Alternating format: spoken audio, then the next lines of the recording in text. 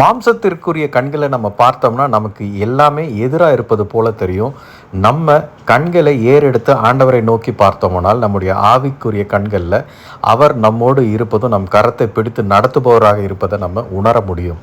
நமக்கு விரோதமாக எத்தனை ஆயிரம் பேர் வந்தாலையும் நம்ம ஆவியில் அனலாக இருந்து அவர் கரம் பிடிக்கும் பொழுது கர்த்தர் எல்லா தடைகளையும் உடைத்து நம்மை அவர் கரம் பிடித்து நடத்துகிறார். நமக்கு இருக்கிற பெரிய சந்தேகம், கர்த்தர் நம்மோடு இருக்கிறாரா, இல்லை கர்த்தருடைய சத்தத்தை நம்ம தெளிவாக கேட்கிறோமா, பேசுவது கர்த்தர் தானா இல்லை வேற ஏதாவது ஒரு ஆவியான்ற சந்தேகத்தில் நம்ம இருக்கும் பொழுது எல்லாமே குழப்பமும் பயமாகவே இருக்கும். ஆனால் நம்ம மனம் திரும்பி ஆண்டவரிடத்தில் வரும் பொழுது ஒரு தெளிவு நமக்கு பிறக்கும். கர்த்தர் நமக்கு பெரிய காரியத்தையும் புதிய காரியத்தையும் செய்வார் என்பதை நம்மை சுற்றி இருக்கிறவர்கள் விசுவாசிக்கணும்னு அவசியம் இல்லை, நாம தான் விசுவாசிக்கணும்.